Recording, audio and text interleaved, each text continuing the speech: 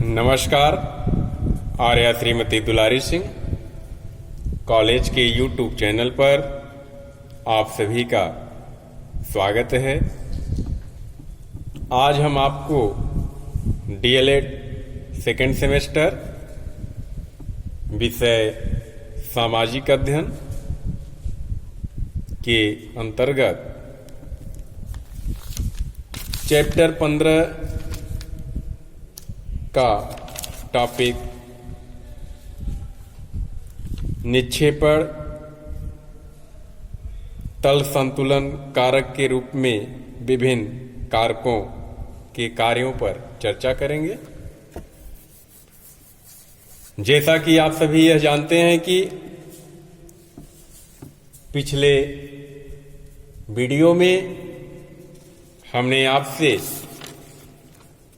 बाह्य बल अनाच्छादन टॉपिक पे चर्चा किया था। आज उसी से आगे चलते हैं और शुरू करते हैं आज का टॉपिक निक्षेपण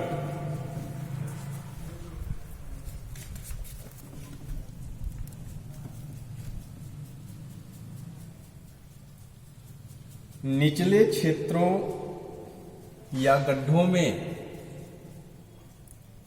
पदार्थों के जमा रहने को निक्षेपण कहते हैं। निचले क्षेत्रों या गड्ढों में पदार्थों के जमा रहने को निक्षेपण कहते हैं।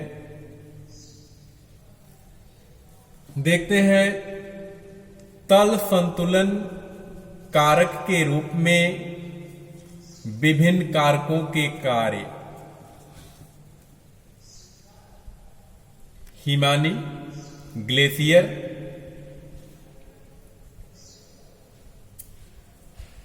ग्लेशियर क्या है? ध्रुवीय क्षेत्रों और उच्च पर्वत श्रेणियों में बर्फ के अस्थायी आवरण पाए जाते हैं। जब यहां बर्फ और हिम के ढेर नदी की तरह गतिशील हो जाते हैं तो इन्हें हिमानी कहते हैं। जिस सीमा के ऊपर सदैव हिम और बर्फ जमी रहती है उसे हिमरेखा कहते हैं। विषुवती प्रदेशों में हिमरेखा 5000 मीटर से 5500 मीटर पर पाई जाती है। ध्रुवीय प्रदेशों में अस्थायी हिम क्षेत्र समुद्र तल पर मिलते हैं। हिमानी के कार्य। हिमानी ग्लेशियर अपरदन, यूरोशियन स्थानांतरण या परिवहन, ट्रांसपोर्टेशन और विक्षेपण, डिपोजिशन आदि तीनों प्रकार के कार्य करती है। जब हिमानी पहाड़ों की ढलान से नीचे की ओर खिसकती है तो यह अपने नीचे की भूमि का अपरदन करती हुई यू आकार की घाटी का निर्माण करती है। जैसा कि आप समझ रहे हैं, जब हिमानी पहाड़ों की ढलान से नीचे की ओर खिसकती है, यानी कि पहाड़ों की ढलान से नीचे की ओर जब खिसकती है तो यह अपने नीचे की भूमि का अपरदन करती हुई यू आकार की घाटी का निर्माण करती है। यह आगे बढ़कर अपने साथ बड़े बड़े पत्थरों के टुकड़ों को ले आती है। हिमानी जब पिघलती है तो नदी को जन्म देती है और पत्थरों के बड़े बड़े टुकड़ों को इधर उधर बिखेर देती है। यह इसका विक्षेपण का कार्य है। हिमानी अपने साथ जो अवसाद बहाकर ले जाती है और कहीं जमा कर देती है, उसे हिमोड़ कहते हैं।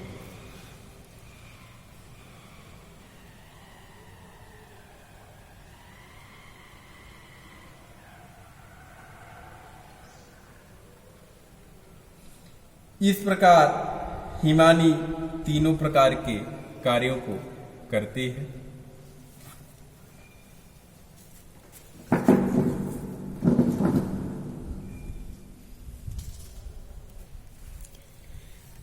हिमानी द्वारा निर्मित विभिन्न भू आकार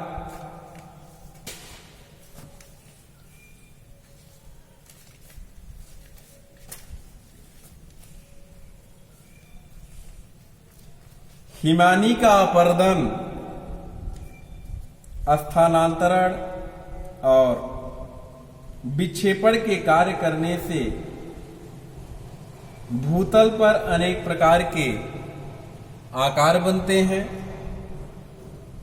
जिनमें प्रमुख जो आकार है वह यू आकार की घाटी। यू आकार की घाटी हिम, गह्वर या सर्क तथा हिमोड़ है।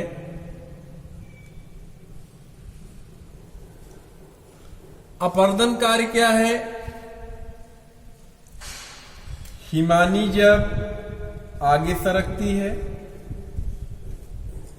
तब इसके साथ प्रस्तर खंड, कंकड़, रेत, बजरी भी खिसकते जाते हैं। हिमानी जब आगे सरकती है तब इसके साथ प्रस्तर खंड, कंकड़, रेत, बजरी भी खिसकते जाते हैं। ये अपर्दन कार्य में औजार का कार्य करते हैं।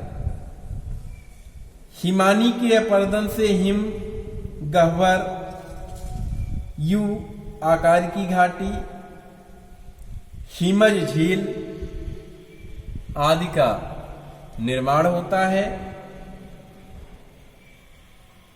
हिमगह्वर या सर्क क्या है? पर्वतों के शिखरों के आसपास जब बड़े बड़े हिमगर्त और बर्फ से भर जाते हैं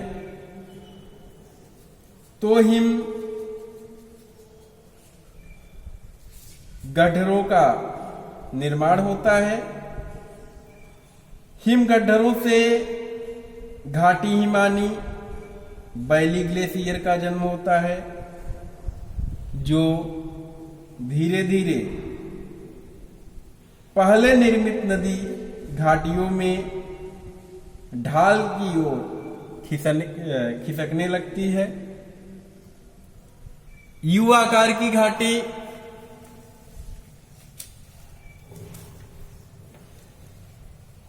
यू आकार की घाटी हिमानी से पूर्व बी आकार की नदी घाटियों में बहती है।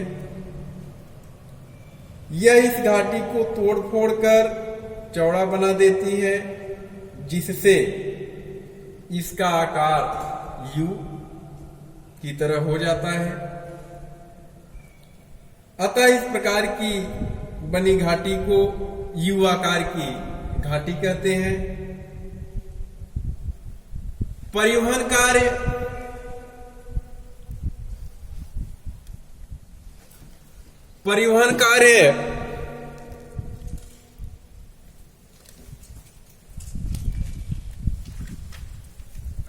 हिमानी बहुत ही मंद गति से खिसकती है।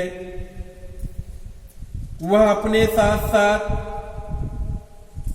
छोटे बड़े शिलाखंड, कंकड़ पत्थर, रेत एवं मिट्टी को अपने साथ ले जाती है। इन्हीं पदार्थों को हिमानी का भार भी कहते हैं।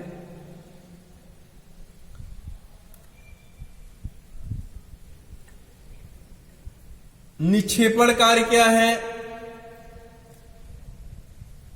जब हिमानी पिघलती है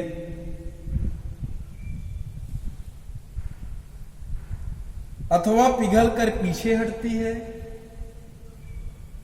तब वह अपने साथ लाए पदार्थों को घाटी के विभिन्न भागों में जमा कर देती है।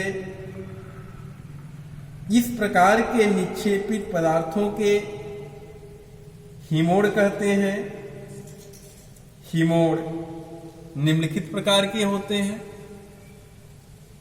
जैसे अंतस्थ हिमोड़। अंतस्थ हिमोड़ क्या है? जब हिमानी पिघलती है तब मलबा घाटी हिमानी की अंतिम छोर में जमा हो जाता है।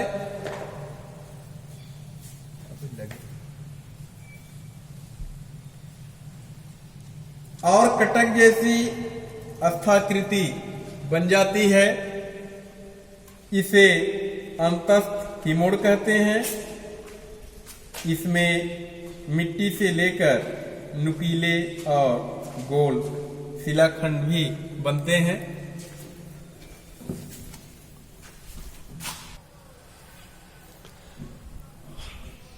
अंतस्थ हिमोड़। इसके बाद आता है पार्श्विक हिमोड़। पार्श्विक हिमोड़ यह हिमानी के दोनों किनारों पर जो हिमोड़ जमा हो जाते हैं उन्हें पार्श्विक हिमोड़ कहते हैं। मध्यस्थ हिमोड़, जब दो हिमानियां विपरीत दशा से आकर मिलती हैं तो प्रत्येक हिमानी का पार्श्विक हिमोड़ भी आपस में मिल जाता है। इस मिलन स्थान पर बने हिमोड़ को मध्यस्थ हिमोड़ कहते हैं। इसके बाद आता है तलस्थ हिमोड़। तलस्थ हिमोड़ ये निक्षेपित पदार्थ होते हैं जो पूर्व में हिमानियों से ढके हुए क्षेत्रों में जमा हो जाते हैं। जब हिमानियां पिघलकर जल के रूप में बहने लग जाती हैं तब ये दिखाई देने लगते हैं। इस प्रकार से परिवहन के कार्य होते हैं।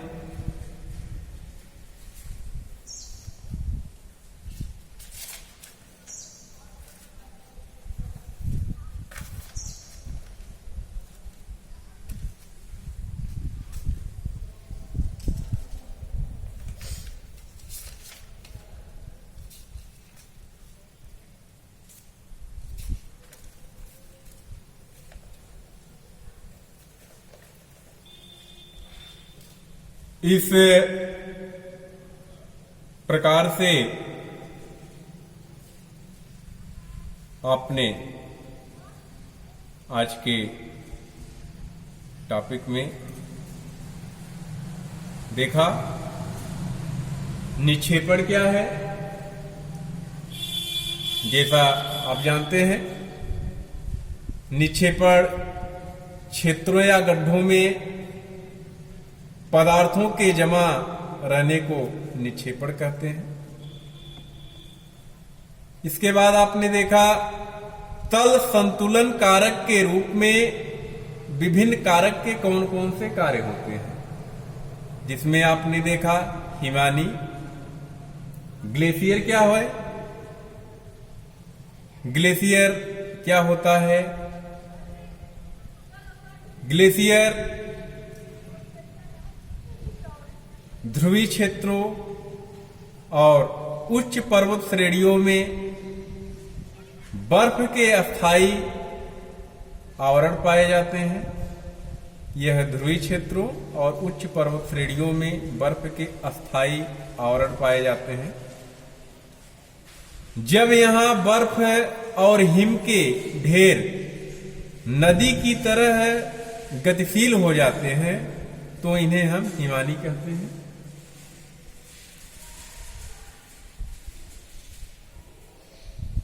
जिस सीमा के ऊपर सदैव हिम और बर्फ जमी रहती है उसे हम हिमरेखा कहते हैं।